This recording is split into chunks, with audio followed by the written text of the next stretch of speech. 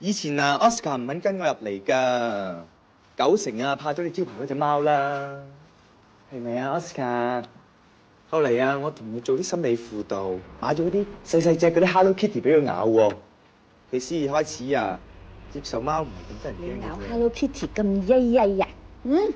佢唔曳，人哋不知幾乖啊！有時咧，我唔開心，一個人喺度喊嗰陣時，佢識跳上嚟舐我啲眼淚㗎。梗係你啲眼淚有牛肉味啦。梗唔係啦，我 Oscar 陪我食齋㗎。有咗 Oscar，我人生就好似着晒燈咁，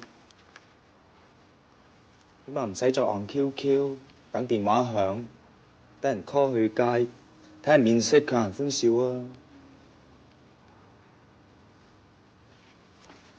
你都養翻狗嘛？唔係基啊，但係你寂寞啊，咁哥㗎。仲覺過你啲暗瘡啊，越冚越覺啊！養埋狗咪仲過。哎呀，養咗狗你自己唔覺啊嘛！嗱，日頭咧就帶佢嚟開鋪，吹下佢，及下人有冇撻嘢。放假嗰時咪帶佢行下公園咯。天冷嗰陣時咧，又喺度攬住佢瞓。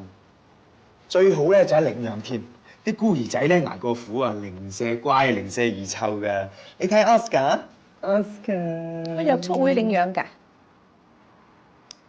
係保護遺棄動物會啊！嗰度大大細細乜狗都有啊！ Oscar，我睇下你。Oscar，哎呀，佢舐我啲暗瘡膏啊！梗係我啲暗瘡膏有齋味啊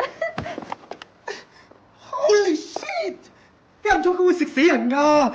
點算啊 ？Shit！ 我帶你睇先啊！我帶你睇多隻貓尿。